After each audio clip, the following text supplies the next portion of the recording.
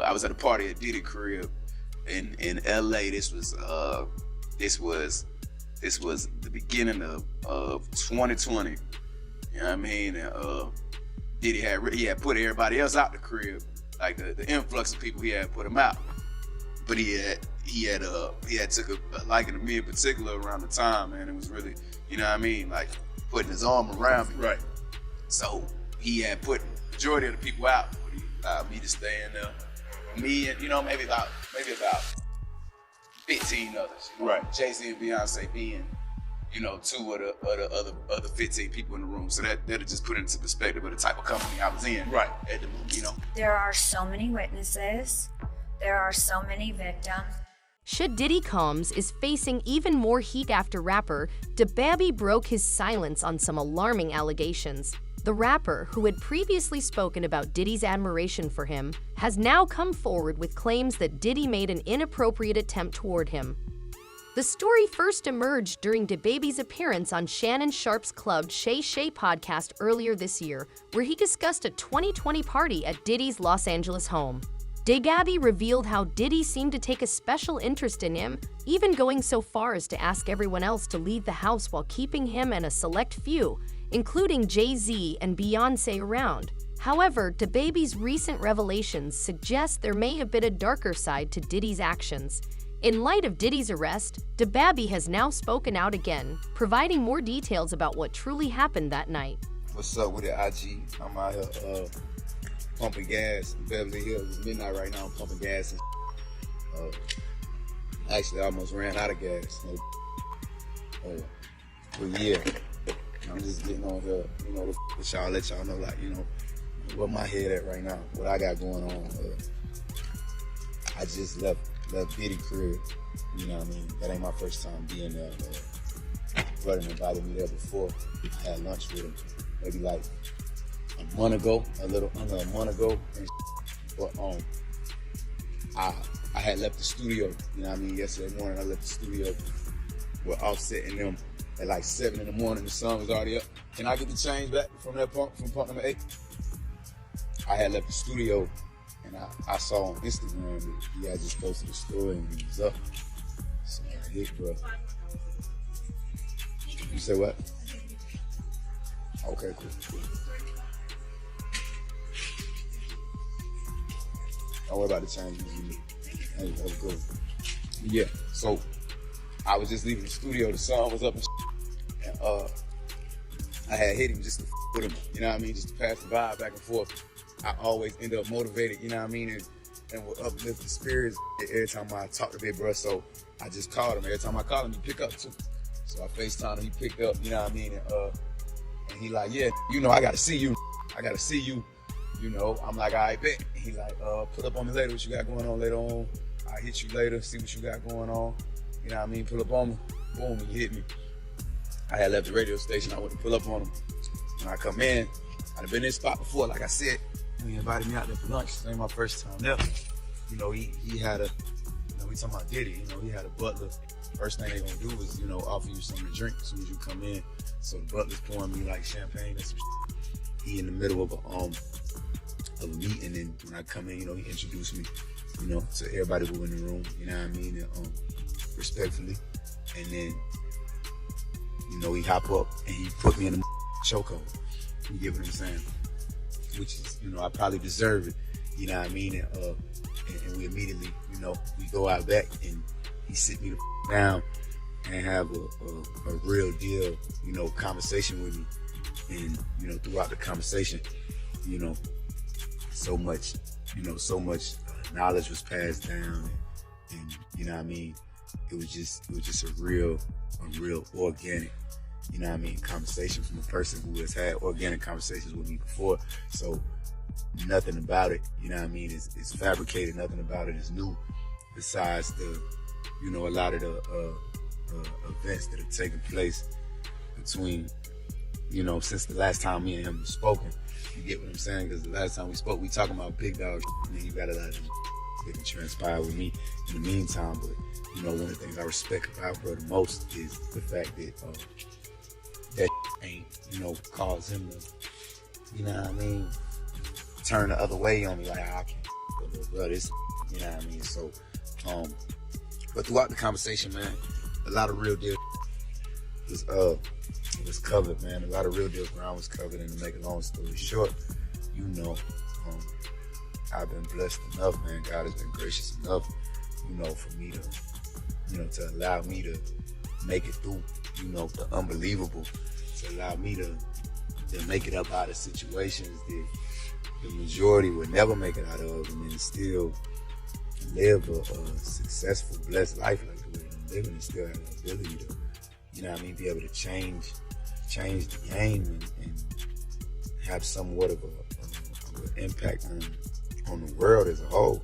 You get what I'm saying? It's me. We talking about little old me. You know what I mean? So, man, I just feel like, you know, it's imperative that I get on here and share the fact that, you know, bruh sat me down and had a real deal conversation with me, and, you know, and looked me dead in my eyes, you know what I mean, and made me understand, because a lot of people I've had these conversations with, like, a lot of people have attempted to get through to me or whatever, and, you know, I ain't no dumb at all, you know, by far, so a lot of the things people tell me I already know, but the conversation me and Brad had, like, it's nothing that he told me that he hasn't just about experienced or had to live through himself. You get what I'm saying? You know, it really comes down to the fact that a lot of the mistakes he's made for, like me, and coming from my era, he made the mistakes so we don't gotta make them. You know? Their once close friendship was so big that Diddy even gifted DaBaby's son $1,000 and praised him as the hottest rapper in the industry. Tell him thank you. I want you to open that up, because I want you to be able to make the face that you really want to make. You know what I'm saying? Go ahead, open it now. You ain't gotta wait. Ain't nobody gonna take nothing from you. Oh, no, he didn't. No, he did. No, you ain't know she got count that thing. Go ahead. Count up. Let me hold your You envelope. gotta always pay your taxes. Oh, no, he didn't do that. I might hand him them little 520s. He's gonna be like, nah, big dog. He gonna, Uncle Diddy, he gonna, hey. You a legend already. Yeah, you know. $1,000.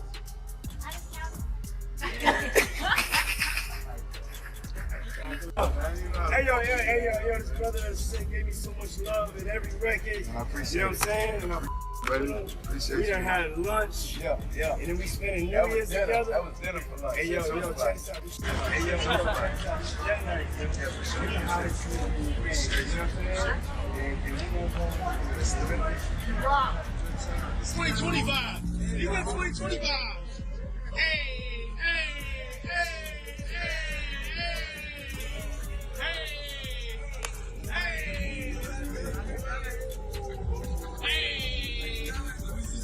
Let me see some. Okay.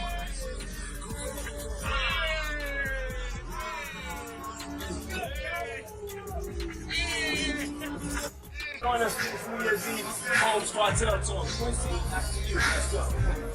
So, yeah, man. So it's been a couple of years. There's a lot of trophies, a lot of things, moonmen, all types. You know what I'm saying? This is my favorite picture right here. Then these are my boys though right here. This boy clean. Look at this boy. What's that you got on? Salmon pink. That's Just Flow. He in charge of all the new recruitment for Delion and the Spirits Company, and he's doing his own thing, about to get out there. You know, and then we got our, we got our franchise player right now. We switch roles, you know what I'm saying? This right here, Q, you know what I'm saying? He just did his thing on Stars, he's doing his thing in music, and I love these my sons, I love them. And I'm just here, it's 2020, I'm a proud father, you know what I'm saying? Like, you know, everybody needs somebody, and I got these two kings next to me. We got another one coming. They hold me up, you know what I'm saying? And I love them. You know what I'm saying? They got love. got love. This thing about this phone, I tell we got love. We want everybody to win. You know what I'm saying? We suffer free. You know what I'm saying? 2020, let's get it though. It's 2020, happy 2020, you know what I'm saying? Feels good to be back. Happy 2020. With my boy, 2020. Vision clear. It's real time 2020. Hey, yo, vision is clear. Hey, yo, let it know. Just flow. We up in this bad boy. We back in this early. Hey, yo, hey, if you just getting this message, it's way too late. Blue Dot Nights. Blue Dot Nights. For real, I'm gonna drop so much on y'all in 2020. You're gonna love it. Hey! Their once close friendship was so strong that Diddy even gifted DaBaby's son $1,000 and praised him as the hottest rapper in the industry. DaBaby is mocking the diddler by pouring several bottles onto the ground, joking about how it would look to outsiders. After 1,000 bottles of baby oil were found in Diddy's home, DaBaby took to mocking the situation by pouring several bottles onto the ground, joking about how it would appear to outsiders. Fans quickly picked up on the shade being thrown, connecting the incident to Diddy's infamous baby oil parties. Gotta make sure everybody watching for their balcony. It's some freak or anything.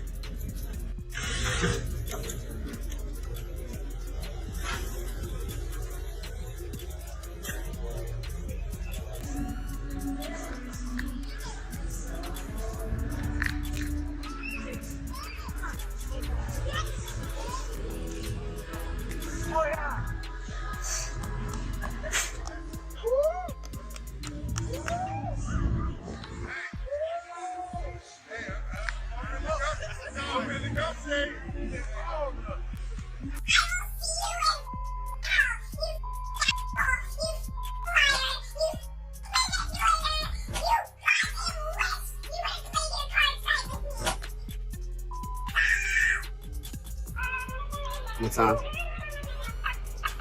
Been thinking about my life with you. We've been for a night or two. You like the sunrise, even in the afternoon. Can't keep Keisha off my mind. I know y'all gonna be like, who is Keisha?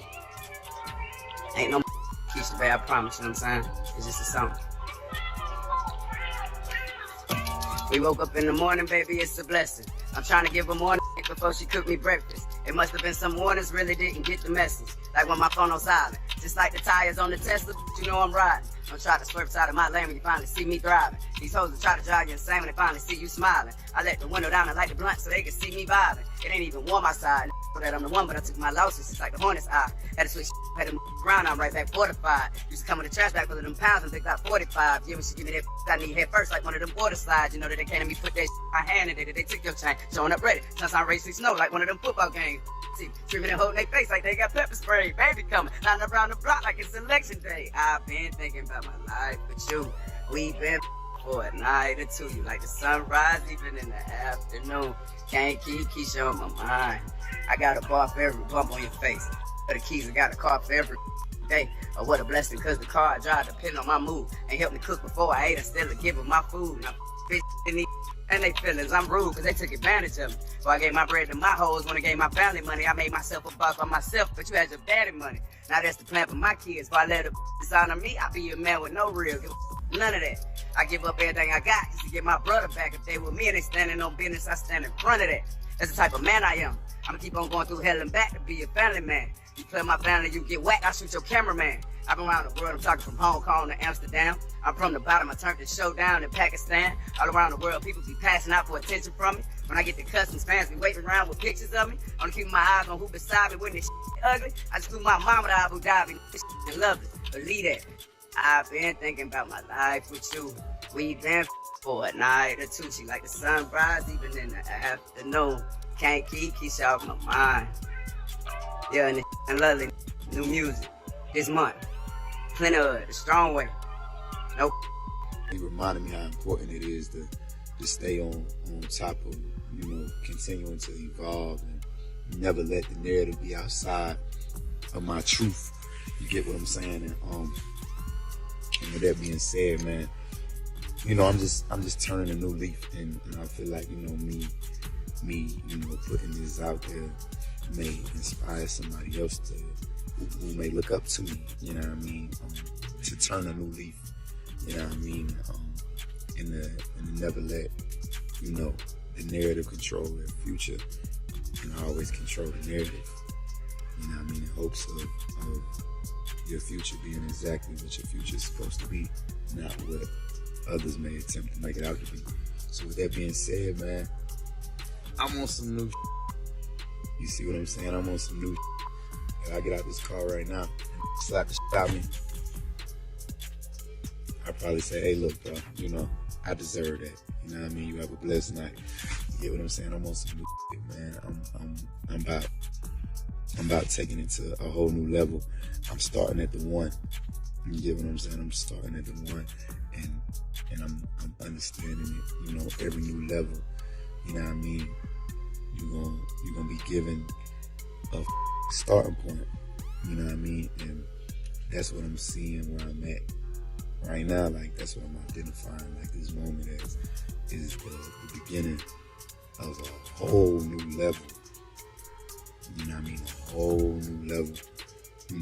So hey, look, big bro, I know it's a long video. I ain't never got on the internet to talk this. I don't even do all that. I don't even tell my business. I meet with I do like that, and I just keep it under wraps. You know what I mean? Because it ain't really about all that. But I appreciate you. You know what I mean? I definitely appreciate, bro, for reaching out and being a big brother, a mentor to me, and really putting on my mind that I needed to hear tonight. You know what I mean? And I definitely feel like conversation me and Brad is nothing less than a life-changing conversation. And I just want to remind anybody who's influenced by me, inspired by me, anybody who look up to me, wish to be anything like me, wish to be more than me, wish to be greater than me. I just want to remind y'all, you know what I mean? Like, never take advantage of God's grace. You know what I mean? And always push forward, man. Always, never be afraid to change yourself for the better and change the way you move for the better. Because that's what it's all about, being better, man. So with that being said, I ain't on no new year, new week. I'm just on some, being better 24/7 every single day that I wake. With Diddy now behind bars and a mounting list of accusations, the situation is spiraling further out of control. More victims are coming forward, shedding light on the disturbing events that allegedly took place behind closed doors. New disturbing accusations made against Sean Diddy Combs. A new lawsuit alleges Diddy and his former bodyguard drugged, bound, and a woman. The suit claims the attack was recorded and then later sold as. According to the filing, the plaintiff was 25 years old at the time and dating one of Combs' employees. Relationship that Combs exploited to lure the plaintiff into meeting him and Sherman, that's the bodyguard, alone. These new accusations come 1 week after Diddy entered a not guilty plea on trafficking charges. A judge denied his request for bail. He's being detained right now at a jail here in New York City until his trial starts. Here with us now is trial attorney Richard Roth. Richard, welcome to the show. These are serious allegations, these new allegations I just mentioned. How will they impact the current case that we're seeing? They're very serious. He is in a tremendous amount of trouble. It's just pile on after pile on after pile on. We have racketeering. We have conspiracy to essentially promote. He's got some criminal misconduct by way of battery, and it's just more and more and more. And I think what we've learned is that the federal government, by going to his Miami place and getting a subpoena and getting all the documents, going to a Los Angeles place and speaking to women after women after women, it is becoming very, very bad for P. Diddy. Damian Williams, he's a U.S. attorney for the Southern District, said he's not taking anything off the table in this case. Does that mean Diddy could face more charges? Oh, yeah. We're learning more and more about what a horrific work environment there was. A lot of this stuff happened at work with his bodyguard, with his assistants. And we're not talking about Harvey Weinstein type of stuff. We're talking about actual going into the office and a woman. We're talking about videoing and showing it to other people. This is far worse than what we've seen. And so, yeah, the charges will continue to pile up, because what you find in many of these instances is that once he's arrested, then other women will come out of the closet and say, you know what, I was never going to say anything, but now that he's going down, add me to that list of people that were or accosted or whatever, what have you. So yeah, it's only going to get worse for P. Diddy. Now, there's a new report out that says Diddy is sharing a prison unit with ex-crypto executive Sam Bankman-Fried. We just want to mention, just a few minutes ago, Carolyn Ellison was sentenced to 2 years for her role in that scandal. We will talk about that in just a moment. She was sentenced to 2 years. Back to Diddy, though. This is a high-security section of the jail for inmates that needs extra protection. As far as we know, Diddy's there for the foreseeable future. How could the high-profile nature of this case impact his defense team as they're working on his case? So it is, MDC in Brooklyn is a very, very hard criminal jail. This is not a country club, which many people go to after they've been convicted. So it's hard, it's difficult because the lawyers have to come in and it's very difficult to get in. They can meet with them, they can't bring anything with them. And it is difficult for a defense team to form their defense when their client is in such a terrible condition. He has no access to any documents. He has no access to anything. So it's mostly done on memory and what they can gather from their meetings with him to try to essentially assemble a defense. It couldn't be worse. And also, let's not forget that he was actually denied bail twice. Once by the trial court judge and second by an appellate judge. So P. Diddy's not going anywhere, and he's in a very, very difficult place for any criminal defense. The internal pain after being has been hard to put into words. Diddy's new accuser, Thalia Graves, spoke through tears alongside attorney Gloria Allred. In their new lawsuit, she alleges Diddy and an unnamed man drugged and then violently her in 2001 when she was 25 years old. I also suffer with physical problems such as chronic pain, discomfort. Reps for Diddy have not commented. Thalia is now the 12th individual suing him for alleged she previously denied. Today, Diddy was reportedly relocated to a new area reserved for detainees requiring special protection and additional security. A source tells ET the 54-year-old has spoken to his mom and children while locked up. Another source says, quote, the children are in a state of crisis and shock. They believe their dad has not even had the opportunity to defend himself. It's kinda hard with you now. I just find time to raise my children. They're everything to me. They're a part of my life. I call all the shots. Diddy has 7 kids with 4 different mothers. 30-year-old Justin and 26-year-old Christian faced assault rifles during the raid on his Beverly Hills home in March. It remains to be seen when Diddy's federal case will go to trial, and it wouldn't be the first time his freedom was left to a jury of his peers. Not guilty. It's a beautiful thing. It's a scary situation. You have 12 people who hold the fate of your life. But I put it in God's hands. E.T. sat down with Diddy in 2001, just after he was acquitted of charges stemming from a nightclub shooting while out with then-girlfriend Jennifer Lopez. In hindsight, I just wish I would just kept my butt home right there with Jennifer. I can't be in this position again. I'm not saying I'm gonna be a priest. I'm a priest or anything like that. I'm gonna get better and stronger. Done what? With all this stuff? What's up? I mean, all the courtroom stuff. I don't want to talk about that. Diddy also predicted his own arrest, talking with E.T. back in 1999. You're gonna hear about my party. They're gonna be shutting them down. They're gonna probably be arresting me. Meanwhile, John Deal, Diddy's former bodyguard, has weighed in on the situation, suggesting that the mounting pressure could be so overwhelming that he fears Diddy might take his own life. Yeah, that makes sense. But knowing Diddy personally, do you think it's possible he might take his life? It takes a certain individual to prepare himself to do a lot of years in jail. From the lifestyle that he had, I'm not saying that he can't. I just don't see him able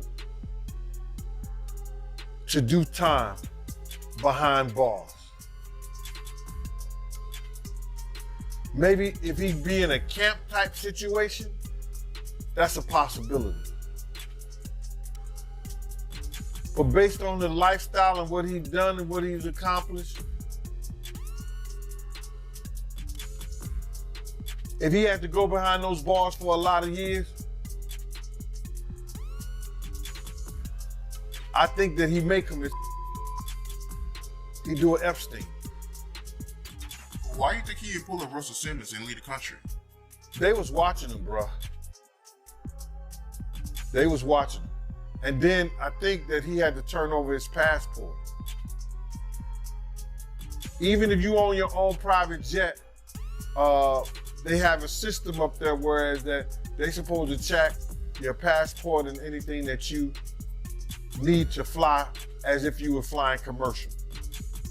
Yeah, you might be right about that. Me thinking about it, yeah, I don't see them letting them lead it easy. But I gotta ask you, before the interview, me and you were speaking about it, right? How you feel about the people that blame you for Puffy getting arrested? Listen, you've seen the indictment. The indictment went from 2008 until 2024. I stopped dealing with Puff in 2004 and 2005, brother.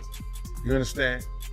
Nothing and no witness ever came up and said that Gene Deal held me down, Gene Deal lotioned and greased me up, Gene Deal did anything, you understand, with Diddy to cause him to be in any kind of situation, bro. My whole thing about this is this. If I told you what happened to us and to Big, to Wolf, and told y'all my experience with this guy from 90 until 2005, not one person said or came out and said I played a part in doing anything but being a gentleman and straightening this dude out when he went to Kirk Bros will tell you. I was the only one who would talk about his green tea. I was the only one around him from security because I didn't care. I wasn't quitting my job. I didn't have to have that. They needed me more than I needed them. And that's what people don't understand. I was with the two top crews that I helped start. Same Gang, Slick and the Family. I was with them, bro. I didn't need Bad Boy. I was with Chaz Williams and I was with K Slay. K Slay, one of the top DJs.